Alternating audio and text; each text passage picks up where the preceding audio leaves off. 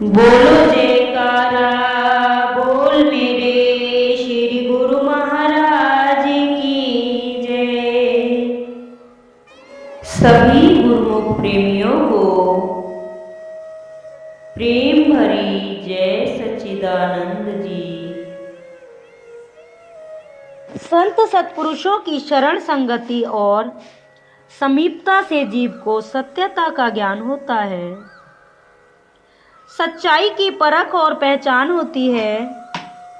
सत्पुरुषों के उपकार से ही मनुष्य को अपने आप और अपने उद्देश्य का बोध होता है।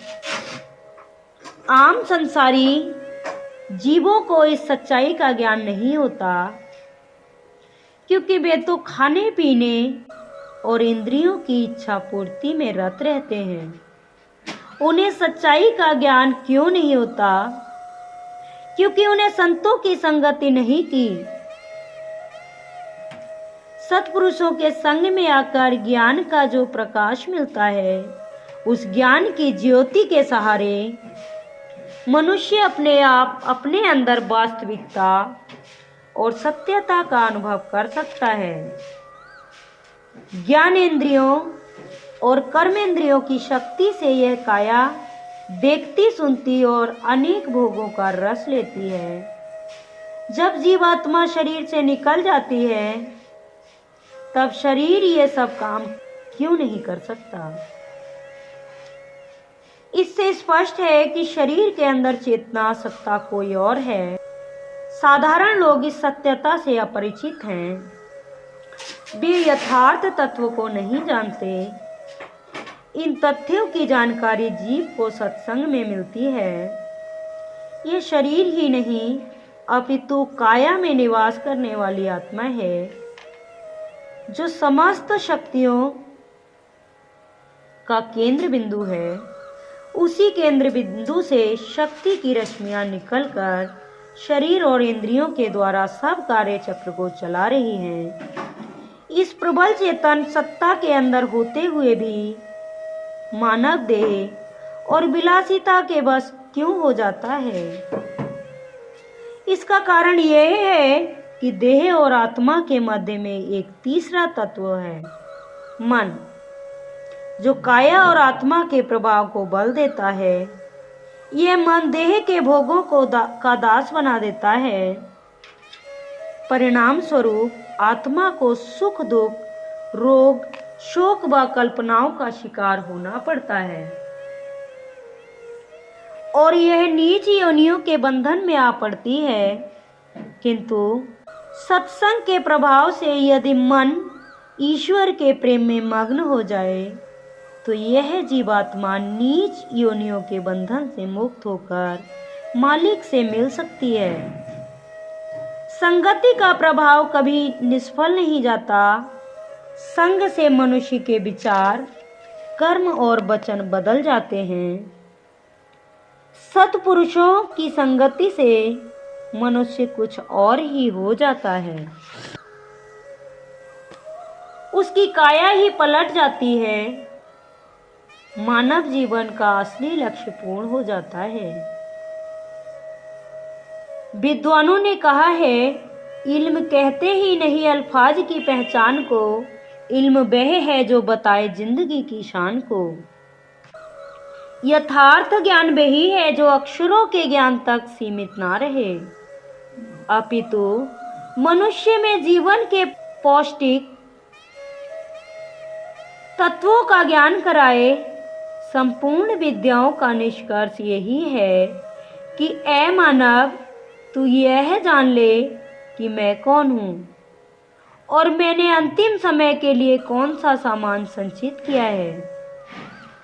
सभी शास्त्रों, ग्रंथों और पुस्तकों का सार यही है कि मनुष्य अपने अस्तित्व को पहचाने और अपने वास्तविक कार्य में जुट जाए। जब तक अपने आप की परख नहीं होती, जीव तब तक धोखे में पड़ा हुआ है। जब वास्तविकता का बोध हो जाता है, तो असल और नकल का पर्दा हट जाता है। संसारी पुरुष प्रायः वास्तविकता से अनभिज्ञ रहता है।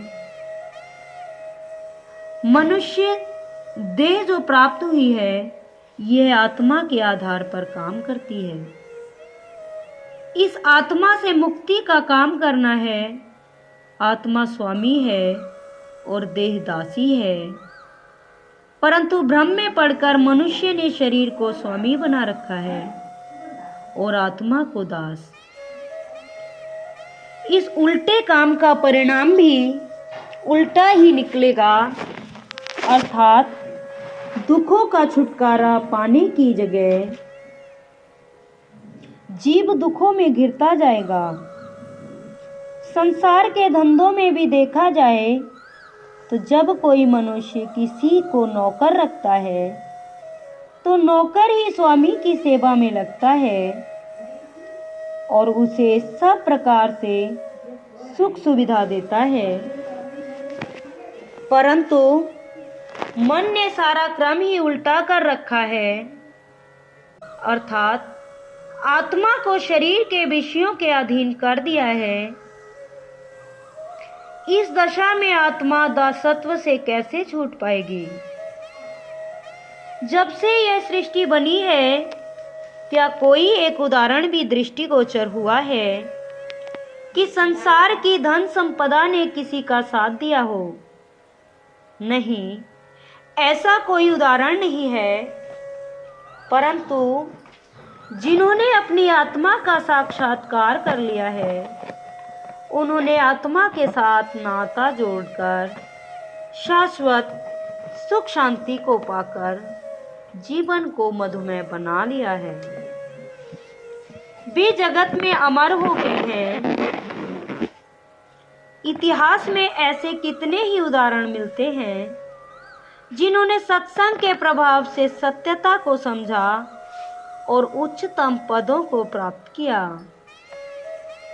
शबरी, रविदास जी, भक्त सदना, धन्ना जाट व अन्य कई भक्तों के नाम इतिहास में अमर हैं, जिन पर सत्पुरुषों की कृपा हो जाती है, उन्हें सतपथ की पहचान हो जाती है और वे असत से पीठ मोड़कर सत की ओर पग बढ़ाते हैं, तो उनका जीवन बदल जाता है। वे सदा सच्चाई का सौदा और सच का व्यापार करते हैं। वे भूल कर भी माया के धोखे का शिकार नहीं होते। जब जीव को आत्मा का बोध हो जाता है तो उसे अनुभूति होती है कि वह कितने बड़े धोखे में फंसा हुआ था। फिर वह आत्मा के कल्याण में प्राणपन से सचेष्ट हो जाता है।